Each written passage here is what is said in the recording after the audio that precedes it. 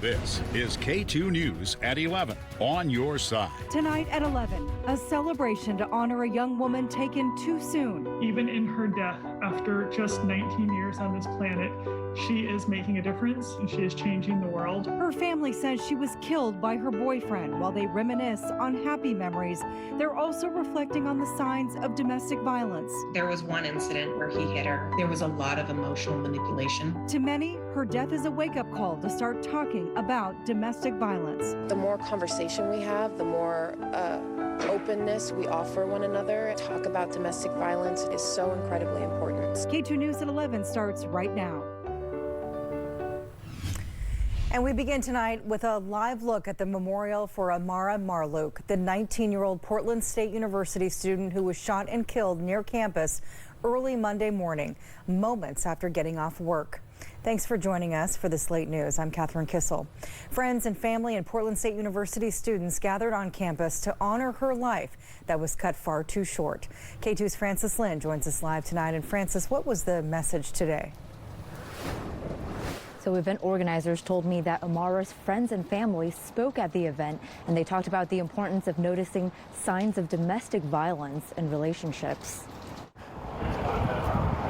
Flowers, tears, and hugs. Hundreds gathered at PSU for Amara Marlouk. Organizers say the event Celebration of Life is for anyone who was impacted by this loss, an opportunity to come together and celebrate her life. The service was beautiful. The family's message was inspirational. Holly Thompson first met Amara a couple of years ago. Amara had a light and a power and a spirit that was just unparalleled. I don't know how someone so wise and so amazing was able to accomplish so much. Amara was special. Before the event started around 4, PSU's president Stephen Percy and student body president Naya Mock gave a few words. I'm glad that I get to be here, and I'm humbled to get to meet her family and to honor her today. We hope to learn from that experience and have that energy part of it, because her experience at Portland State makes us very sure that she is the best at Portland State, and we want to honor her and treasure her. Marlouk was shot and killed near campus outside a convenience store. We have always been looking at efforts to increase our security event, and our folks are all on heightened alert here, and we're doing everything we can to make this a safe campus where everyone feels safe and welcome.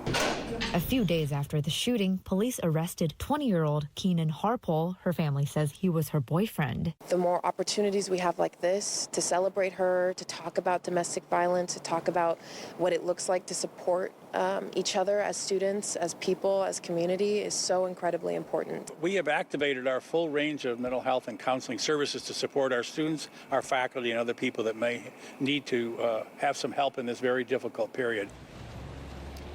K2 also talked to Amara's family this week. To hear more with them and more about Amara, visit KATU.com. Live in Southwest Portland, Francis Lynn, K2 News. Francis, thank you. 20-year-old Keenan Harpole was arrested in Bend earlier this week. He is being held in the Multnomah County Jail on second-degree murder. If you or someone you know is a victim of domestic violence, there is help.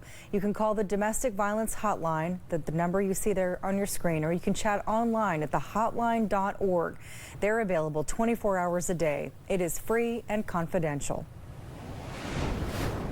Tonight, we are issuing a storm tracker weather alert. Several inches of snow are expected in the mountain passes overnight. We want to get right to K2's Joe English, who's looking at the forecast now. Joe? Yeah, several inches tonight, and then maybe a couple of feet as we go into Sunday night into Monday, and the snow levels are dropping. We could see some snow or snow and rain mixed all the way to sea level and the valley floor. This is our best bet for seeing the snow that low overnight Sunday night into Monday morning. The thing with this is that it's not going to stick around. If you do get that snow early in the morning on Monday, by midday into the afternoon, it will be melting. Not so for the mountain passes. This is what Government Camp looks like right now. If you're traveling up there Sunday, you're going to run into some packed snow. Snow is falling now at Santiam Junction and south to Willamette Pass as well. And so that's where a heavy snow is coming in Sunday night into Monday. Here's where we are right now. Lots of rain out there right over the metro area and the central coast. Also snowfall in the Cascades and along the foothills of the Cascades on the west side as well. And in the gorge, still not down to I-84, and not really expecting that to be the case as we get more snow coming in overnight tonight and some rainfall for us. But much of Sunday is pretty dry. There's that next area of low pressure, the next storm system to come in Sunday night into Monday. That will be where we get the heavy rainfall and the heavy snow. And so we're expecting through Monday in the coast range, maybe a half foot or more, several inches in the gorge, but again above I-84, about 1,000 feet or so in elevation, and then anywhere from 2 to almost 3 feet for the Cascades. So Sunday looks fairly quiet for us. Some showers in the morning, but much cooler during the day. 45 degrees at noontime, cloudy, and then a possibility of thunderstorms in the afternoon.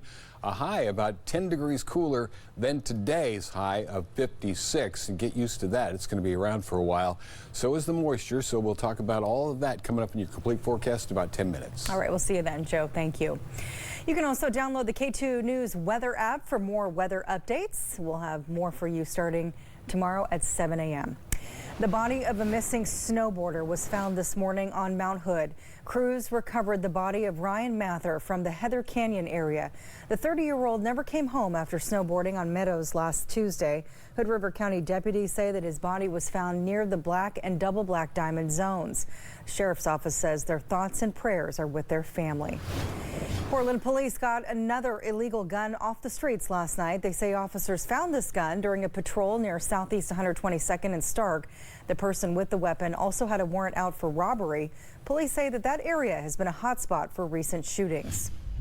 More headaches for Alaska Airlines travelers. Dozens of flights were canceled again today along the West Coast. The airline announced it cut 2% of its flights through the end of June because of a pilot shortage. All of this comes at a busy time for air travel as spring break is underway for many. Como Tyra Majors has the latest and is hearing from travelers who are affected. Christine and her family did not spend their spring vacation in Seattle like they thought. Their original flight back home to California was canceled without them knowing. Yes, it's been horrible. Yes, it's how we started our trip. She says the communication from Alaska Airlines was not clear, spending 9 hours on the phone with customer service trying to book another flight. Just to focus on being a little bit more professional and being transparent with your customers, letting them know that there may be a delay or a cancellation because of what's going on. Flight cancellations come as Alaska Air pilots continue contract negotiations with the airline. Pilots say they're underpaid and overworked compared to those at competing airlines. The two issues that are missing deal with work-life balance and being able to move your schedule around, be home when you need to be productive when you're at work, and to have that flexibility that all of our competitor peer airlines do in fact have in their contracts. Alaska saying on their website that they're committed to reaching an agreement for a contract that is good for their pilots, and they're making immediate changes to ensure travelers can count on them to get to their destinations. Another traveler, Keontae Frager, also feeling the burn from the canceled flights. Yep, it got canceled yesterday, and then I've been waiting up here for 4 hours trying to find the next flight, but everything's been taken it up. There's no seats, anything, so. Alaska Airlines sent out a statement saying that they apologized to their customers and they promised to do better. Tonight, there is increasing concern over a growing COVID outbreak in the president's inner circle. The Agriculture Secretary is the latest of more than 20 people who have tested positive now for COVID, including Speaker of the House Nancy Pelosi, who hugged and kissed the president on the cheek earlier this week. The White House says the president tested negative several times since that moment. Health officials say he should be fine since he's fully vaccinated and double boosted. When you have a green level, which it is right now, that indoor gathering without a mask is okay. So he is doing exactly the CDC is recommending for the rest of the country.